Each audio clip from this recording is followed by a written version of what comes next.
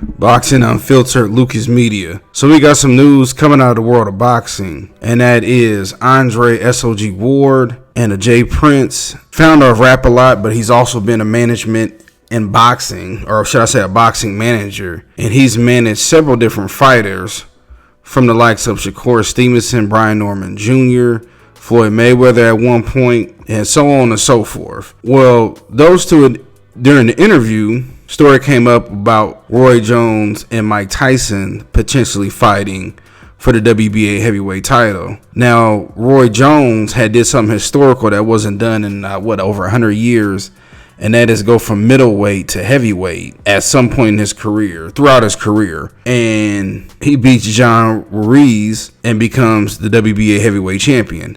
Now, James Prince immediately tries to get a fight between Mike Tyson and Roy Jones Jr., I remember that fight building up. So what happened was Jay Prince got Mike Tyson to come down to Houston at his ranch. They had a private meeting between them three, Roy, James, and Mike Tyson, and all three agreed to a 1-2 fight deal between Roy Jones and Mike Tyson. Now, they promoted a fight with a major marketing push, including the announcement at the Swords back in the day, and I do remember that because Mike Tyson went up there and called Roy Jones champ. Like, what's up, champ? I think that video is still online on YouTube as well.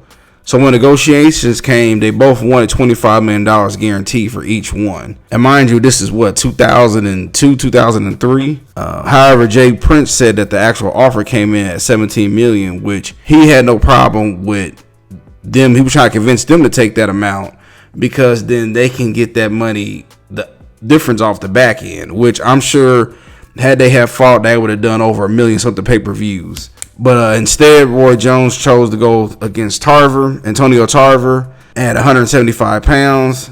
He ended up winning the first fight, losing the second fight, and that loss changed the trajectory of Roy Jones' career. Of course, from that, Roy Jones versus Mike Tyson never materialized, and the rest is history. So this is my honest thoughts on everything. If Roy would have fought Mike Tyson, because there's a good chance he would have beat Mike Tyson, especially at that moment, and he retired, we would have Roy Jones definitely in the top 10 in my opinion. And I mean, the guy goes up to middleweight. I mean, he's at middleweight, wins belts there, goes to light heavyweight, becomes undisputed, and then wins a heavyweight title.